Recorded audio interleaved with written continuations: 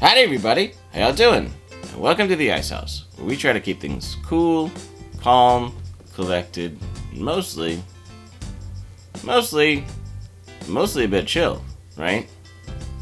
See, so chill, I had to draw it out a little bit longer. Or something. Anyway, well, if you guys have been following along at home, and I know some of you do, and I also know some of you guys, put the different playlists up, like for the positivity or the PSA. So sometimes you don't watch it in order, which is more than okay. I appreciate y'all being here. But for you guys in the back, yesterday I in the PSA I talked a little bit about the whole saying of wherever you go, there you are, right?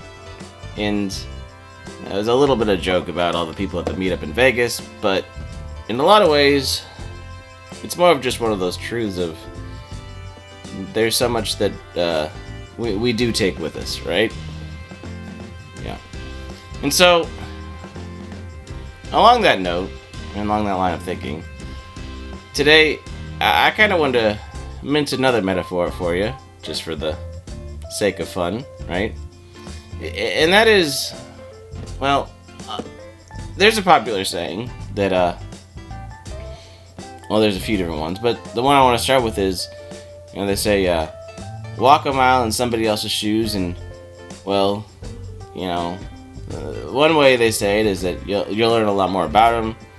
Another way they say it is you'll be a mile further away from somebody else who doesn't have any shoes, and your feet will probably be all miserable and blistered because you're wearing somebody else's shoes, right?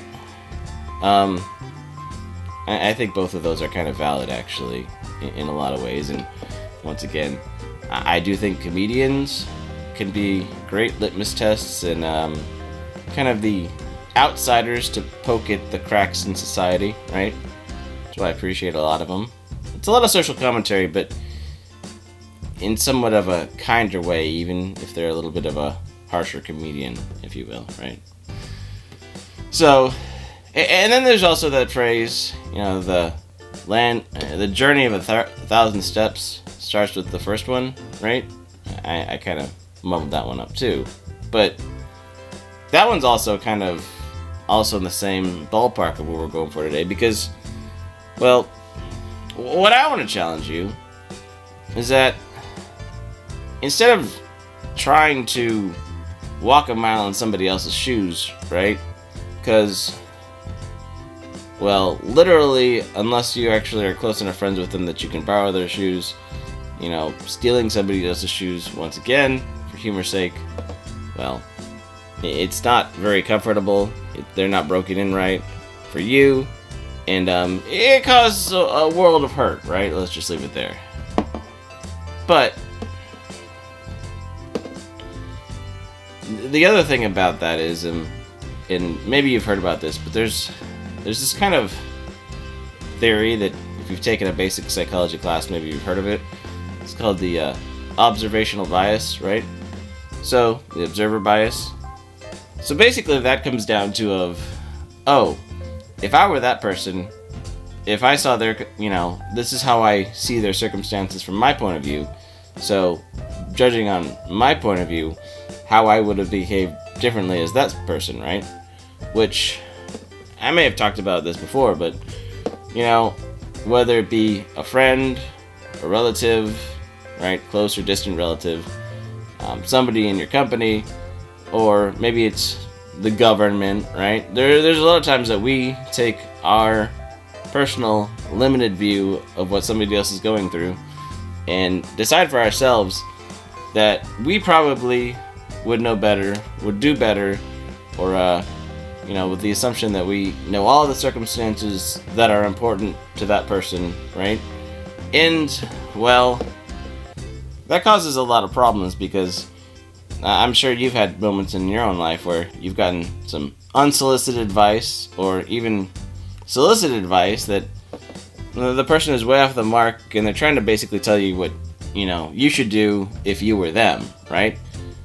And that's what kind of happens a lot of times is instead of walking a mile in somebody else's shoes, we end up trying to get somebody to walk a mile in our shoes. And, well, I mean, if you were just to walk to somebody and said, here, use these shoes, right?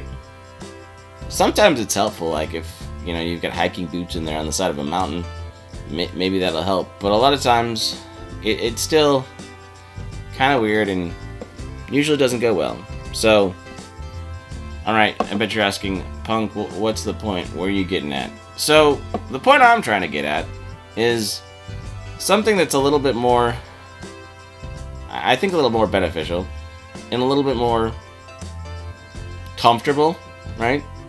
If you will.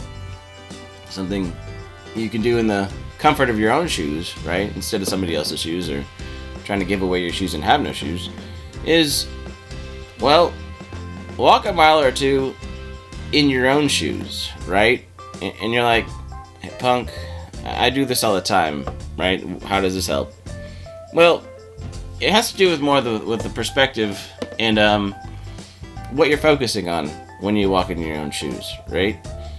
Because more often than not, when we're used to our own circumstances and our own autopilot and our own stressors, you know, there's a lot of times that we don't add them to the equation. You know, when we talk to other people about our situation, when we talk to ourselves, well, hopefully you're not really talking to yourself, but when you know, think to yourself about stuff or how you make decisions, and sometimes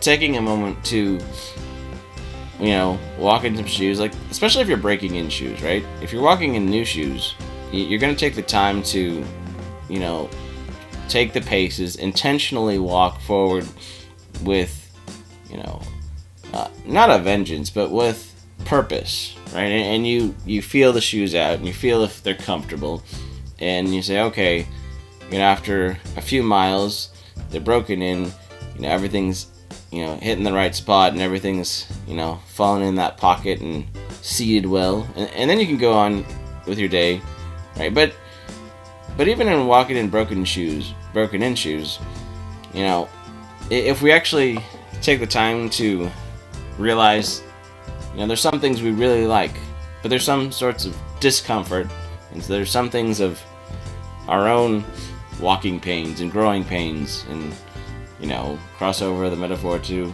going through life pains. And, you know, I think one of the best ways we can understand and try to relate to other people is when we actually try to understand ourselves in a way that, you know, why it might be hard or difficult for somebody to see our circumstances in a way, or, you know, if we're getting offended when people try to talk to us about our circumstances, but we go out and try and, you know, basically give the abbreviated version and understanding and tell other people that they should do what we think, right? It's a vicious circle. I think, and maybe it kind of goes along with the pull the plank out of your own eye before you pull something out of somebody else's eye. But I'm not even trying to go that far. I'm just trying to say that when you understand your own life and your own structure and your own motivations, and kind of actually pay attention to what's the deciding factor for you, then you start realizing that there's probably so much underneath the surface. There's so much unsaid and unknown when it comes to everybody else's motivation and everybody else's decision-making process, that maybe we could come at it with a little bit more of a, I don't know, a gentleness, a grace, a sort of, I don't know, realizing we have a lack of somebody else's awareness. Maybe we have, the more self-awareness we have, the more we can realize that other people have more self-awareness that we don't give them credit for. So, yeah, all that to say that instead of trying to make that observer bias where you know what they should have done, or I know what you should have done because maybe I saw something on social media or a post, or, you know, I saw somebody do something silly in real life, maybe, you know, maybe realize that, oh, there's probably a lot more going on there, and instead of, well, just reacting to the iceberg. I mean, sometimes it's just internet drama and we should just probably leave it alone, right? But sometimes, if it's somebody that's actually close to you, that you want to help out, well, there's a way to be there for other people and support them, and there's a way to, you know, think you're doing a nice thing and kind of, well, alienating them more, because it's much harder to explain yourself to somebody that thinks they already know what's going on, right? Than somebody who's asking questions or, you know, just being there in the moment, right? Maybe still and silent, just being there. So, and you know what? I'll leave you on this, because sometimes it's not about walking a mile in your shoes, their shoes, them walking a mile in your shoes. You know, sometimes it's not about just one person walking a mile in a random direction. Sometimes it's about one or two people, or maybe a few more, walking in the same direction together, you know, helping each other through the paces, right? Helping each other up the ladder, or down a cliff face, or, you know, and you get the analogy, but, you know, sometimes you don't have to say stuff. Sometimes just being in motion and in movement and in progressive moving forward in a specific or general direction together kind of takes away all of this, right? So, and well, if it's time for a nap for you guys, because your mind just took a mental hike, I get it, because, well, I think it's time for one for me too. So I appreciate you all guys being here, and, well, make sure your shoes are comfortable, and, well, if they're not treating your feet right, maybe it's time to get an insert or maybe a whole new shoe, because you got to take care of yourself too, and the people around you. So let me know what you think down in the comments below, and well, keep on walking, hiking, and being there for each other. So till next time, bye.